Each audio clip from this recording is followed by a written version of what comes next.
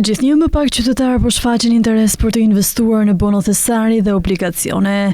Sipas autoritetit të mbikëqyrjes financiare, në 2025 janë kryer në total 7.299 transaksione nga individët në tregun primar të titujve të qeverisë, me një rënje për rreth 24% krahasuar me 2024-ën, kur totali i tyre ishte 9.654. Një ulje e tillë e numrit të transaksioneve është shoqëruar edhe me uljen në volumit të parave të investuara në bono thesari e obligacione të qeverisë nga qytetarët.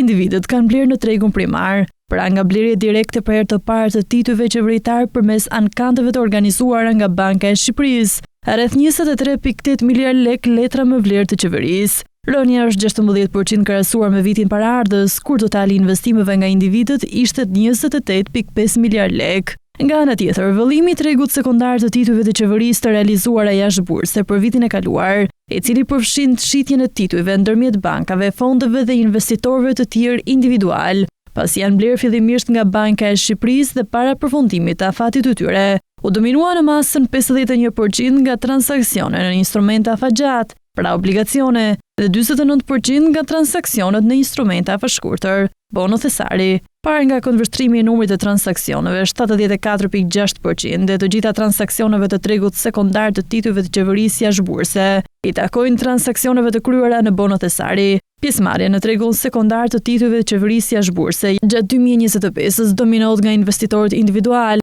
të cilët kryejnë 98% të gjitha transaksioneve në këtë treg. Bonot e thesarit janë instrumente financiare afatshkurtër me maturim 3, 6 dhe 12 mujor, ndërsa obligacionet janë instrumente me maturitet afatmesëm dhe afatgjat. Vitin e kaluar u emetuan për herë të parë si testim tregu edhe obligacionet 20 vjeçare. Për të investuar në bono thesari dhe obligacione, qytetarët mund të marrin pjesë në mënyrë direkte në ankantet e Bankës së Shqipërisë, ose të investojnë në mënyrë indirekte përmes fondeve të investimeve, të pensioneve dhe institucioneve të tjera të autorizuara për investim në këto instrumente.